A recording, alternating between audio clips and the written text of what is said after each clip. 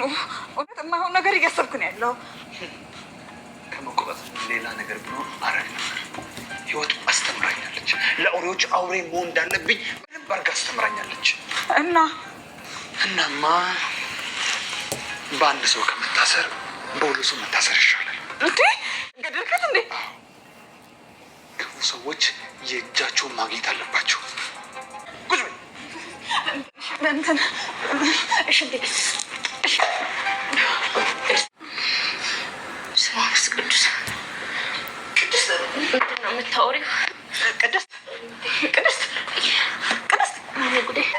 ቅድስት አንቺ አልሞተችም በይው አሁን የት ነው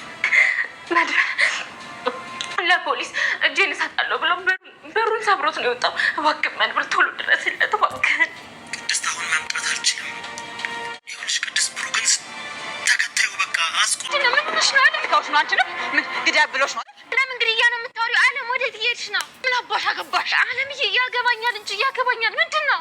ዞር በይልኝ እጄን ደግሞ አትተሽብኝ ያምሻል እንዴ? ስለምንድን ነው የምታወሪው? ምንድን ነው እንዴ? አለም ዳጣ ዞር በይልኝ ቡራ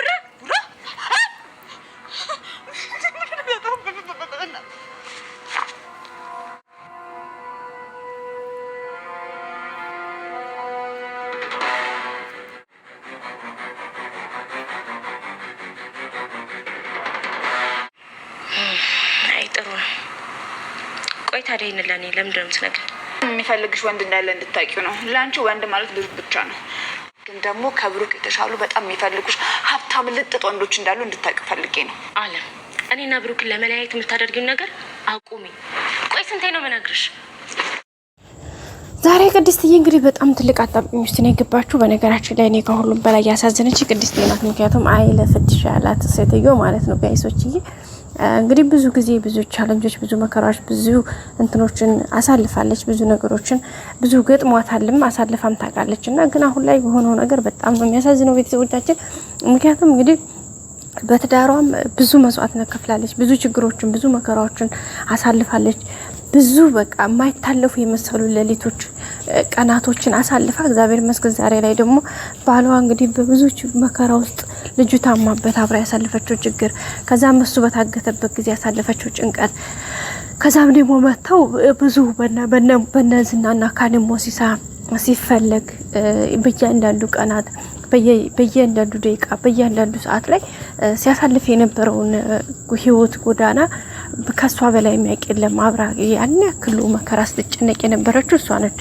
ማህሌት ያን ያክል ካሌብ ጋር ሆና ማለት ያን ያክል ችግር ስታደርስበት ከነዝና በቃ ብሩክና ዝና እንግዲህ በቃ ብዙ ነገር በቃ በዚህ ሲሏችሁ በዚህ ይመጣሉ በዚህ ሲሏችሁ በዚህ በቃ ሲተዋችሁ አይተው በመጨረሻም ያንኑ መድብል ስለመጣ ነው እንጂ በቃ የብሩክ ሁኔታማ በጣም ፈተና በስቶበት ነበረ ግን በኋላ መድብል ወንድሙ ከመጣ በኋላ ነው እንደውም ነገሮቹም መፍትሄዎቹም በብዙ መንገድ እየመጡ የነበሩትና ሶ በዛ አማካኝነት እንግዲህ ብዙ ቻሌንጆች ብዙ ነገሮች ተጋፍጠውበት ስለነበረ እነዛን ቻሌንጆች እነዛን መከራዎች እነዛን ፈተናዎች ለመቋቋም ያላደረገበት ነገር የለም ሶ በዛ በእያንዳንዱ ቻሌንጆች ውስጥ በእያንዳንዱ በዛ ውጣ ውረዶች ውስጥ በነዛ በእያንዳንዱ የመከራ ጊዜያቶች ውስጥ ቅድስት ያለች በቃ የመጀመሪያዋን ግፈት ከማሿ ቅድስት ነበረች በቃ መድብል ኢቭን ብሩክን ታቹት የመድብል የሆነ ችግር ሲፈጠር እሷ ነች የምትደነግጠው በቃ ካሁን የሆነ ነገር ተፈጠረ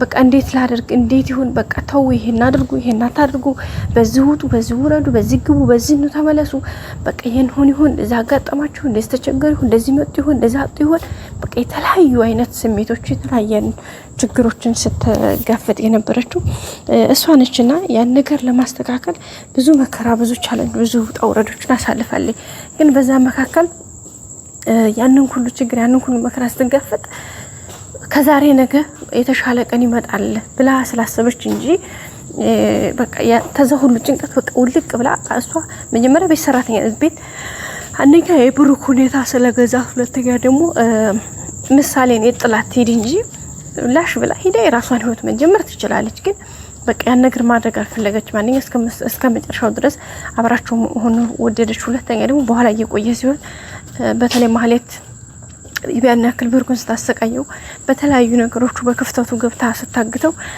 እንት ስትለው በቃ በሷም በኋላ ላይ ፍቅር ያዛትና በፍቅር መቸነፉ መጣ ማለት ነውና በዛ አማካኝነት እንግዲህ የነበረው ሁኔታ በጣም ነበር የሚያሳዝነው በጣም ነበር የሚከብደው እና ያን ሁሉ ቻሌንጅ ያሳለፈችው በቃ ነገ ሌላ ቀን ነው ነገ የተሻለ ህይወት ይኖራል በቃ ይሄ ቀን ያልፍና እሱም የተሻለ ህይወት ላይ ሆናል ብላ ነው እንግዲህ እና ያንኩሉ አልፋ ባለፈው እንግዲህ ደግሞ አሪፍ ሆነ ተብሎ ሰርጋቸውን ቀረል አድርገው ሰርገው ፏፈሽ አድርገው በትዳራቸው ዕለት በደስታዋ ዕለት በደስታዋ በቃ መሀሉ ላይ ገና ለየገባችበት ልክ ዳሩ ላይ ስትደርስ እንግዲህ ቬሎዋን ለብሳ ሙሽራዋን የተጎኑ አርጋ እንባለችበት ሰዓት ላይ ወደ ሐዘን ተቀየረ ማለት ነው። ለዛም ምክንያት ጡ ማለት ነች እና የዛን ሰዓት እንግዲህ ደግሞ በእግዚአብሔር ቸርነት መድኃኒቱ ሆነ ማለት ነው።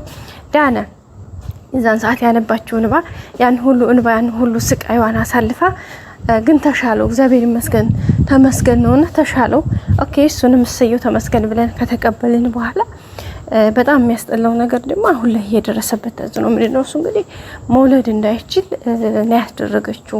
በፍጹም ጭራሽ ለአንደኛ መውለድ እንዳይችል ወንድነቱን ከሴት ጋር በፍጹም መውለድ ብቻ ይሄ ልጅ ዘር ማስቀጠሉ ብቻ አይደለም ጭራሽ እንትን እንዳይል ነው ያደረገችው። ታውቃላችሁ ከሴት ጋር እንዳይቀርብ የሆነ ከሴት ርቆ እንትን እንዲል ያደረገችውና በጣም ነው የሚያሳዝነው። በጣም በቃ ከዚህ በላይ ወንድ ልጅ ወንድነቱ እዚህ ጋር ነው። ሌላ ምን አለ ታዲያ?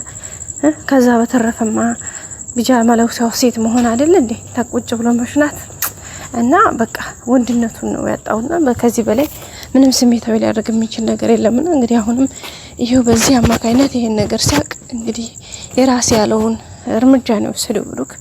እርምጃውን ትክክል ነው ማለት ተሳስቷል ማለት አንችልም። ግን ያው የመጀመሪያው ይሄ ዝጥ ፋይት ራሷ ነች ለዚህ ችግር ብሩክን ያበቃችው። ግን እሷ ደግሞ አሁን የሚገርመው ነገር ተዳክማ ባለችበት ታይም ላይ ነው ብሩክ የደረሰው።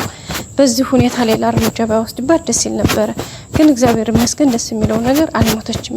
ማለት ሞታ ቢሆን በጣም ነበር የሚያስጠላው። ምክንያቱም እንዳልኳቸው ብሩክ ኦልሬዲ እጁ እንደ ህግ አካል ይሰጣል።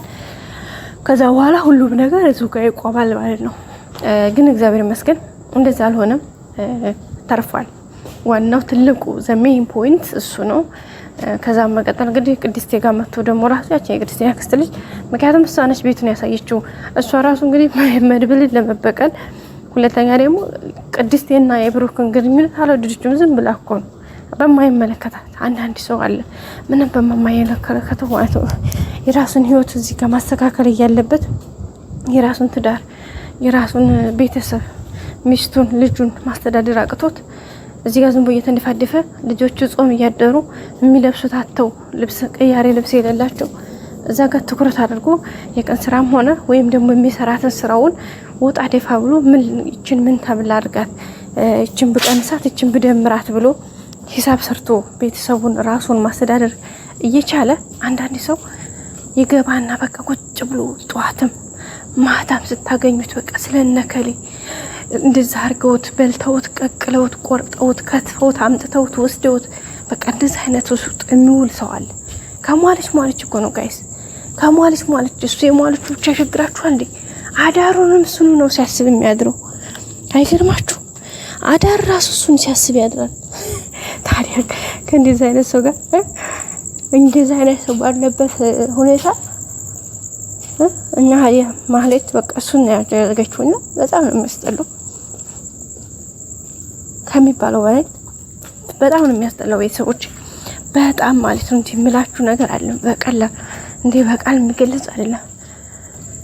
በፍጹም መሆን የሌለበት ነገር ነው የሚያደርጉትና ማለትም እንግዲህ እሱ ነው ሰላሟን ይነሳል እና በመጨረሻ እንግዲህ ራሷ ሪስክ ውስጥ ከታ አሁን ሌላ ሰው ዛሬ ሪስክ ይዛ ገባችና መድኃኒቱም እንግዲህ እዚህ መካከል ነው ገብታ እንግዲህ እየዳከረች አለችው።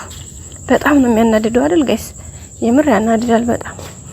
ምክንያቱም አይመለከታትም ጋይሶች፣ በጭራሽ ነው የማይመለከታት፣ ምንም ነው የማይመለከታት። በቃ ኦኬ ያኔ እህትነቷ አሳስቧት ምናልባት ከቅንነት አስባው ነው እንበል፣ ግን ይሄ ከቅንነት ሀሳብ አይደለም ሲጀመር ማለት ነው። የሆነ ገደብ ልክና ገደብ አለው እና የዛሬ ቪዲዮ ይህን ይመስል ነበር። ውድ ቤተሰቦቼ ደስ የሚለው ማህሌት አልሞተችም። በቀጣይ ሁሉም ነገር እንደሚስተካከል ተስፋ እናደርጋለን። እንግዲህ ዳጣም ደርሳለች፣ መድብልም ደውሎላታል። ሁሉም ነገር ሰላም ይሆናል። ቀጣይ አዲስ ቪዲዮ እንገናኝ። ሰላም ቆዩ። ላይክ፣ ሼር፣ ሰብስክራይብ አይረሳ። ባይ